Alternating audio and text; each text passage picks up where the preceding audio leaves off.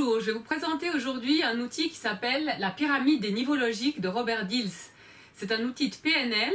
Alors la première chose qu'on va faire, c'est je vais vous expliquer comment ça fonctionne, comment l'outil est construit et après à quoi ça sert et comment on l'utilise. Alors la première chose, on voit que le niveau du bas, c'est le contexte, l'environnement. Le deuxième niveau, c'est les comportements. On peut imaginer clairement qu'on va avoir certains comportements dans un certain contexte et qu'on aura d'autres comportements dans un autre contexte. Par exemple, peut-être dans le milieu professionnel, vous serrez la main à votre employeur, vous voyez, donc vous avez un comportement dans un environnement précis. Et si vous êtes à la maison, eh ben, vous allez faire une bise et tutoyer évidemment votre famille. Donc effectivement, on a des comportements différents en fonction des environnements et des contextes différents. Ça paraît logique, c'est simple jusque-là. Pour savoir quel comportement avoir dans quel environnement donné ou dans quel contexte donné, il y a plein de choses dans la vie qu'on va apprendre. On va apprendre comment se comporter dans certains environnements. Quand on passe par exemple du milieu scolaire au milieu professionnel, on apprend des tas de codes, on a des manières de se comporter, des manières de s'exprimer. Donc on va apprendre à se comporter dans des environnements donnés. Ça, ce sont les trois niveaux du bas. Vous avez ici donc les capacités, c'est ce que je sais, les comportements, c'est ce que je fais, et en fait les compétences, c'est ce que je sais faire.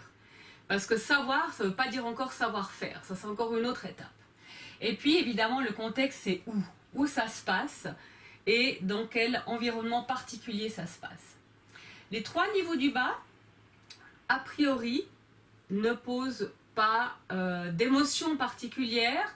On peut dire, j'ai appris à vous voyez mon employeur dans le milieu professionnel, j'ai appris à recycler les déchets dans un contexte où on essaye de faire une économie des matières premières, etc. Il n'y a pas d'émotion particulière, c'est une constatation.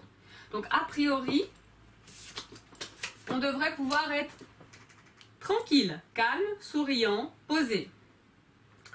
C'est un moment où on peut réfléchir. Notre cerveau, à ce moment-là, on utilise la partie du discernement, la partie préfrontale de notre cerveau, qui permet de peser les choses, d'analyser les choses, de contextualiser les choses. C'est une partie assez mentale, systématique, carrée, analytique. Donc c'est cette partie-là qui fonctionne. Quand on passe l'étape du dessus, c'est-à-dire les deux parties supérieures de la pyramide, on arrive à des parties qui génèrent beaucoup d'émotions parce qu'elles nous touchent d'autant plus fort. On arrive aux valeurs et aux croyances. Les valeurs, c'est absolument tout ce qui va déterminer nos choix de comportement.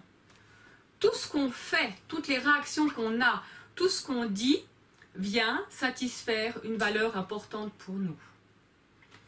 Si je trie les déchets, trier les déchets pour un environnement meilleur, c'est parce que ça satisfait peut-être chez moi une valeur de respect, d'écologie, de conscience collective.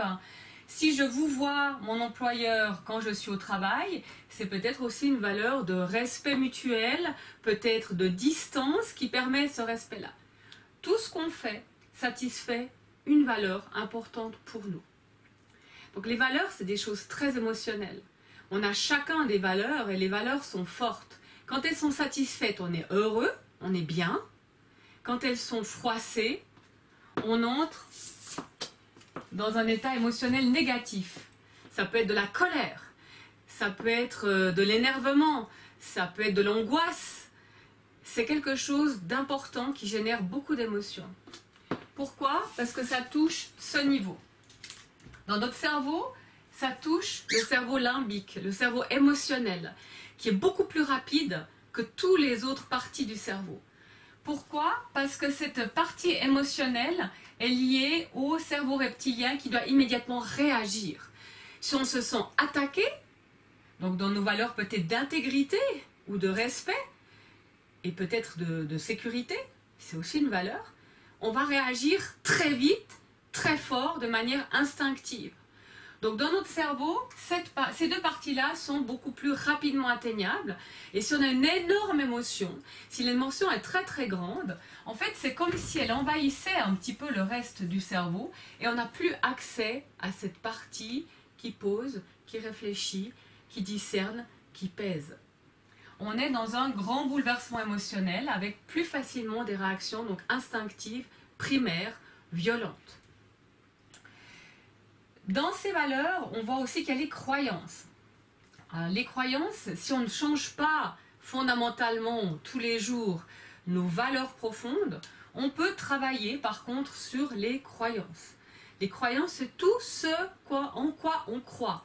On croit que je suis intelligent, je crois que je suis bête, je crois que je suis performant, je crois qu'il faut bien se comporter en société, je crois qu'il faut, vous voyez son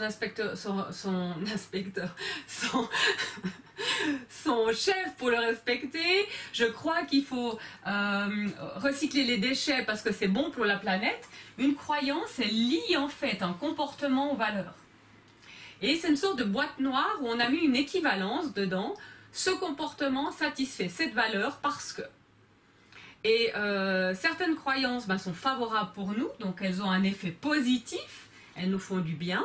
Et certaines croyances, à un moment donné de notre vie, peuvent poser problème. Et à ce moment-là, génèrent des sentiments négatifs comme des peurs, etc.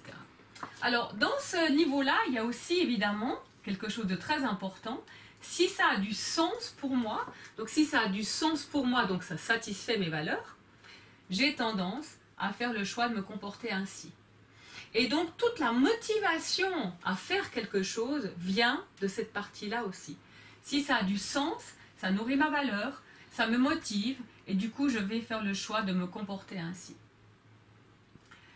C'est fondamental parce que finalement, la motivation qu'on croyait qui était toujours quelque chose d'extrinsèque, je vais motiver mon équipe, c'est absolument pas vrai. La motivation vient de l'intérieur de la personne, elle ne peut pas venir de quelqu'un d'autre, on n'a pas le pouvoir de motiver quelqu'un, on peut lui donner des arguments, l'aider à poser un regard différent pour que lui fasse ce chemin ici, ça a du sens, ah oui, je vais le faire et du coup je vais aller de l'avant.